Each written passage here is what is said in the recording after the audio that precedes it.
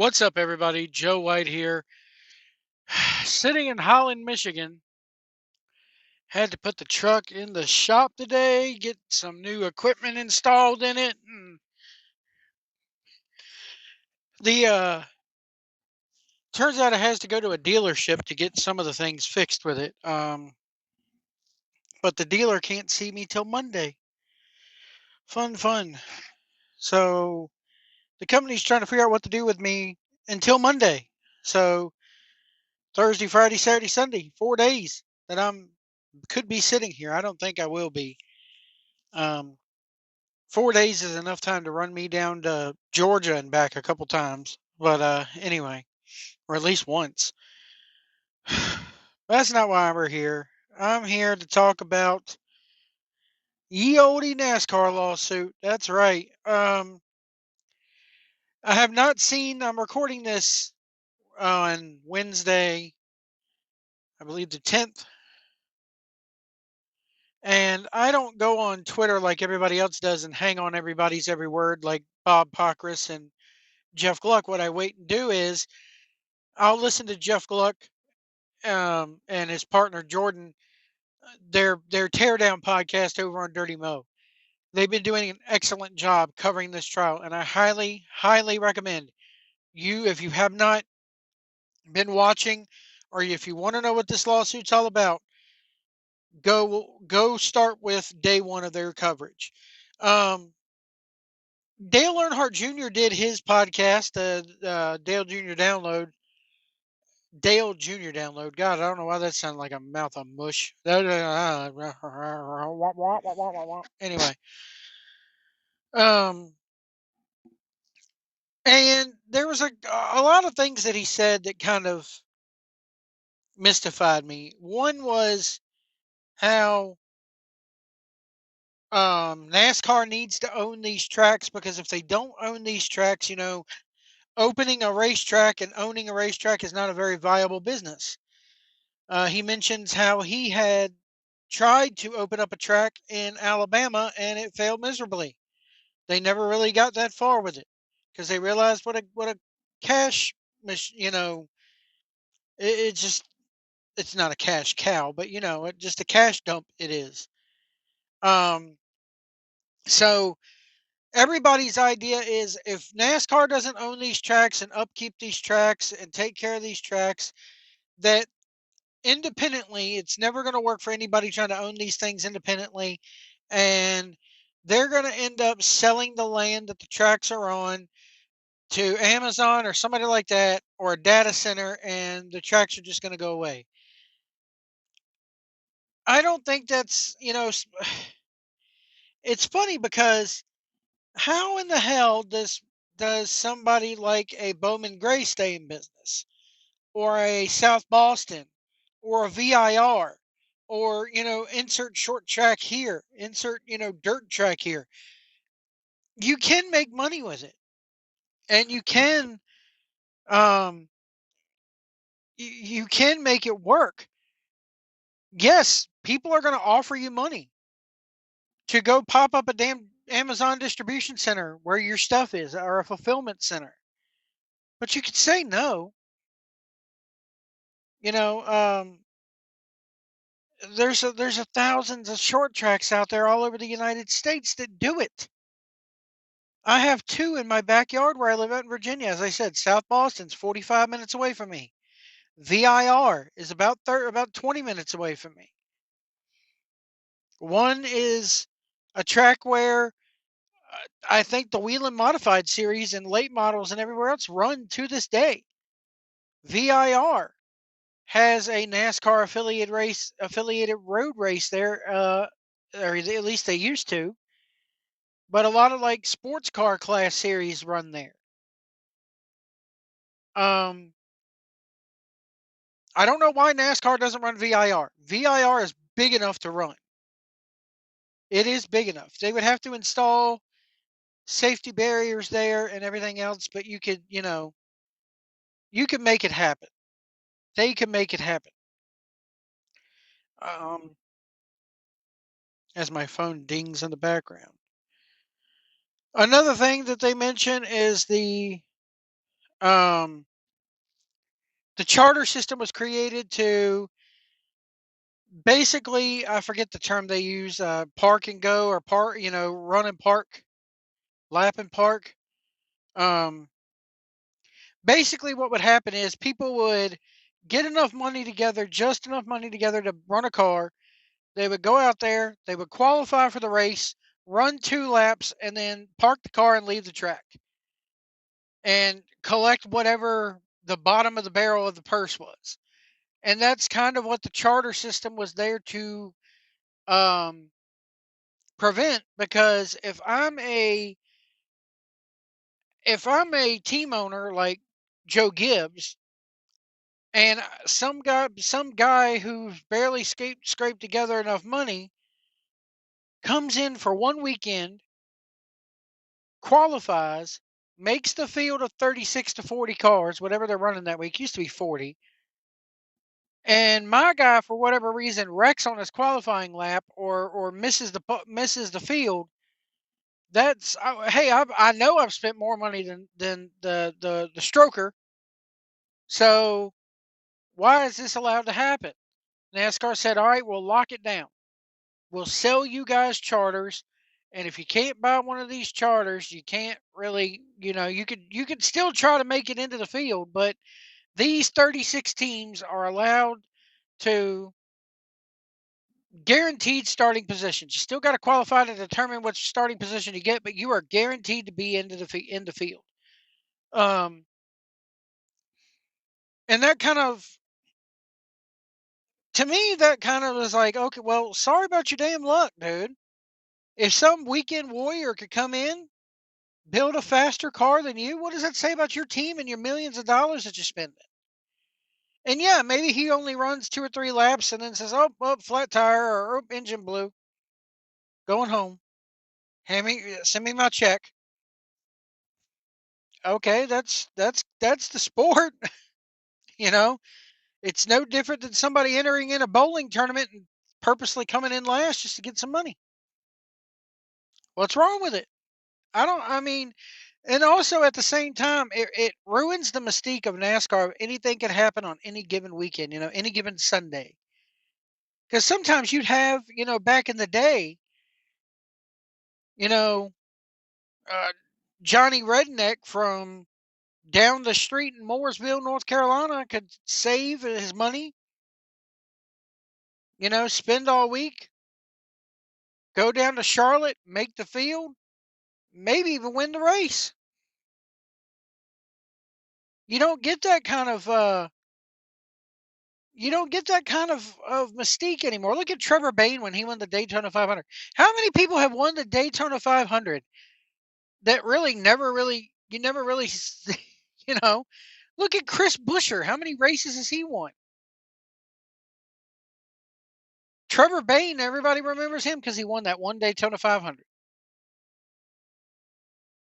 So I don't think they needed that at all. I mean, I'm sorry if you're putting millions upon millions of dollars into a race car, and again, Johnny Redneck from Mooresville, North Carolina comes along, saves up his money, builds a car. He's working a regular job. This is just a weekend hobby for him, and he comes along and beats your millions and millions of dollars. What does that say about you? That's what I think. And then it got to brought up about, well, I'll let Dale Jr. say this. I'll play this clip. Here we go. Owning, being an owner or participating in motorsports of any kind, has never been a profitable, business. Racing, we always have known that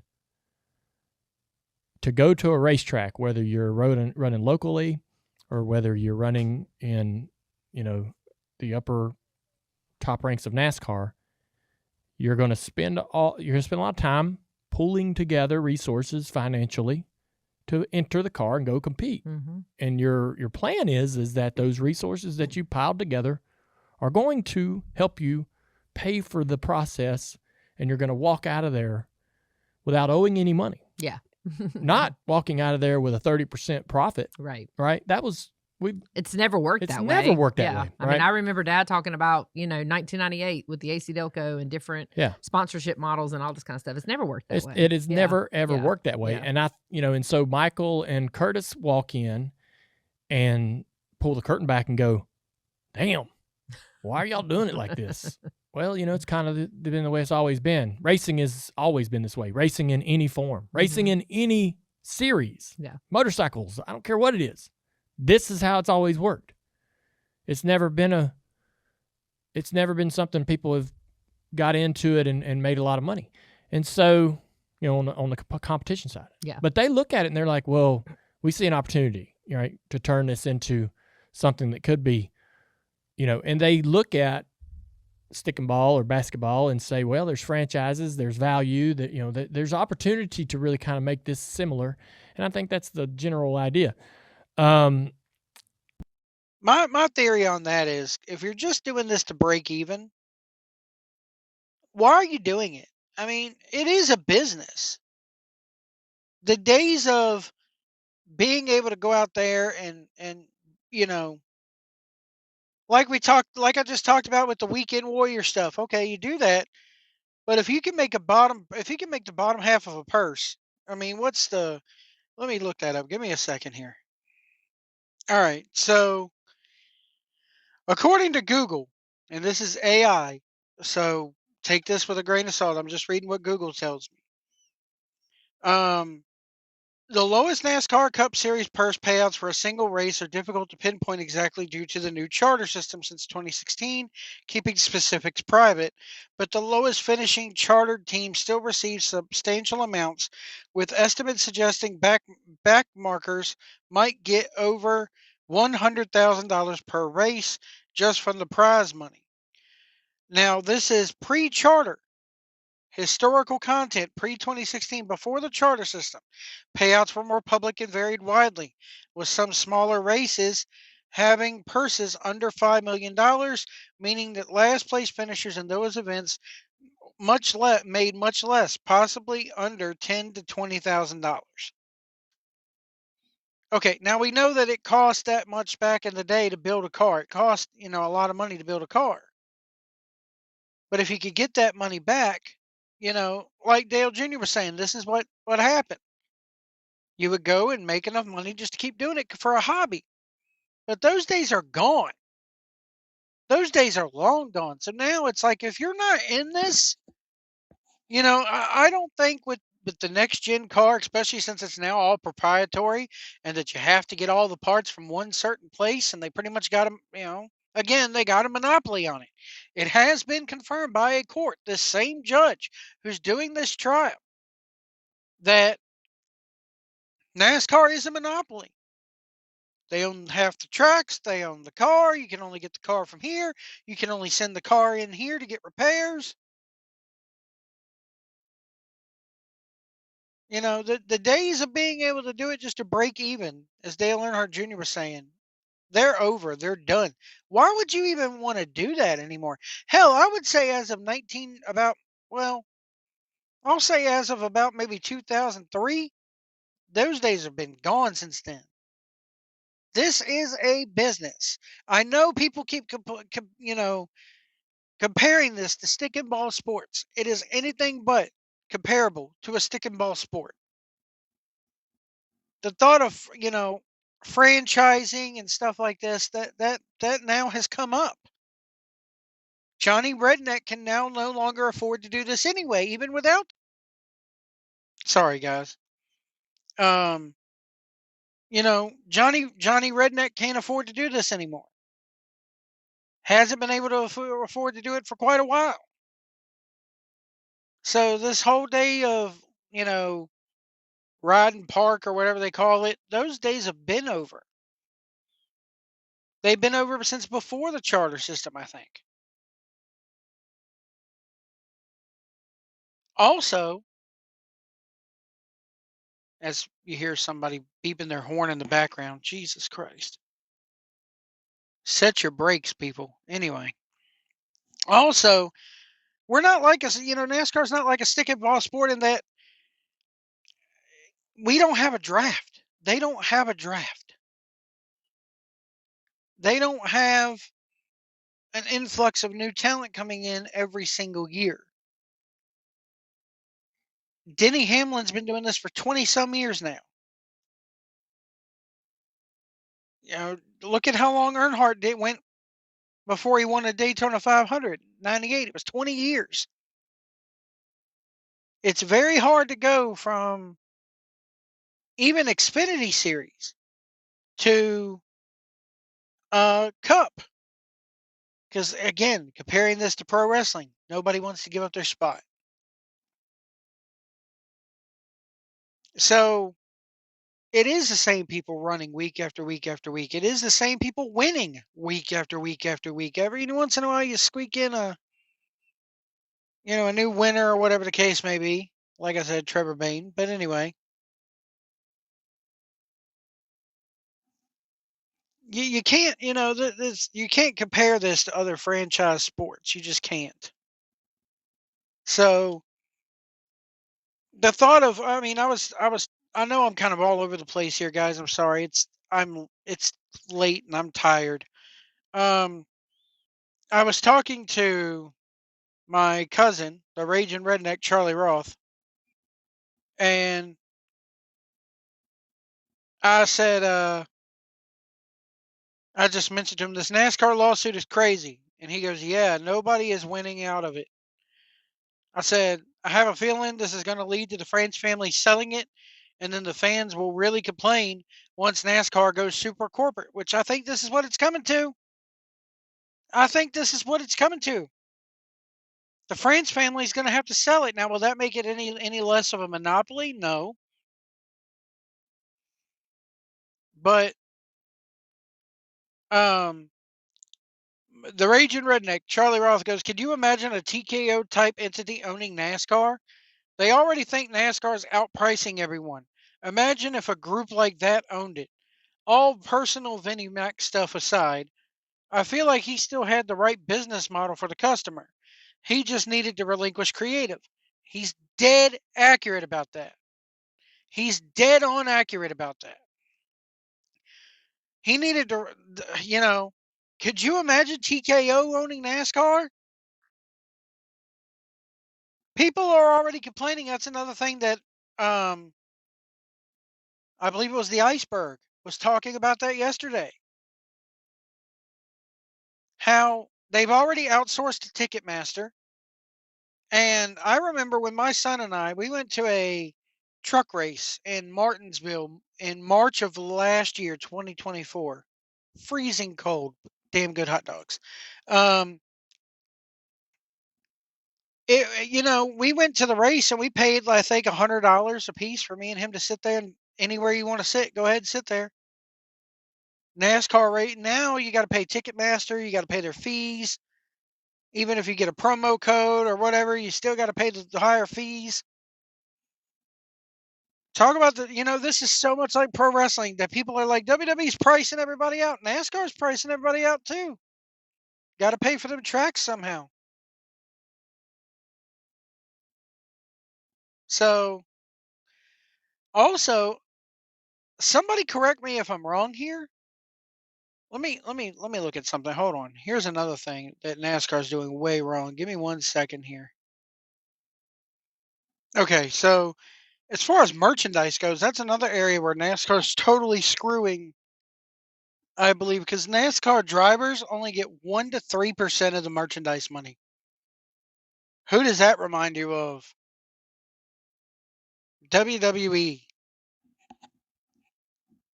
But anyway, that's just a small point. The bottom line is, nobody's winning out of this. There's not going to be a winner. There's not, it's either going to lead to a complete overhaul of the sport. It's going to lead to two teams going out of business and everything staying the same the way it is. And NASCAR is going to, and that just shows you right there. Do not test NASCAR. NASCAR will win because it's going to set a precedent for anybody else who decides to step up to this company, to this France family. Or if it goes in favor of these teams, 2311 and Front Row Motorsports, NASCAR could cease to exist. The France family could all of a sudden tomorrow decide to sell it all and get out of it completely. Dale Earnhardt Jr. did say in that podcast that he did, everybody keeps saying, oh, this person should run NASCAR. Dale Earnhardt Jr., his name has been thrown around a lot as Dale Earnhardt Jr. should be the CEO of NASCAR and decide how everything goes. And Dale Earnhardt Jr. flat out said, I don't want the job. I like the way the France family does things. I've been friends with the France family forever. You know, he wants to see it continue to be ran by the France family. So, if it's not ran by the France family, who is going to run it? I think that this could lead to it being sold off and it just going away. And then what are we going to do? If the France family finally decides to say, we're done, goodbye, we're not going to sell it to anybody, we're going to, goodbye. Or if they do decide to pull a Vince McMahon and say, yeah, it's not going to be in my family anymore, I'm just going to sell it to Ari Emanuel. Or I'm going to sell it to Company X.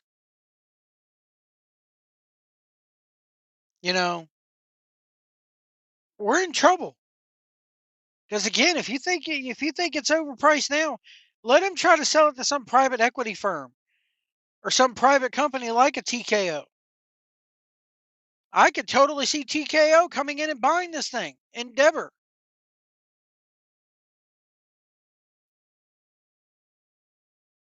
Then you're really going to get priced out. We're talking they're going to take these tracks, they're going to split them up, they're going to put individual seats in there instead of grandstands, or they're going to mark them off. And if you want to sit in the grandstand on the start-finish line, buddy, you better start ponying up $1,000 a ticket.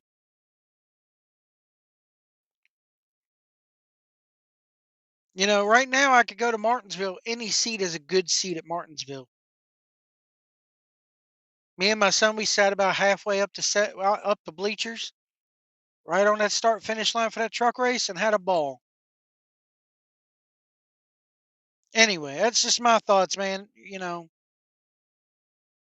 The fans also need to realize, be careful what you wish for, because here's a news flash for you guys.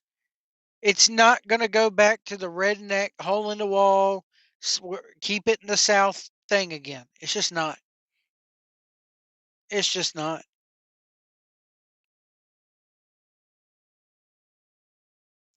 Anyway, let me know what you guys think about all this in the comments below. We'll see you down the road. God, I ranted on this for too long, but jeez. Is that the American dream? That's the American dream. What? An ass like you.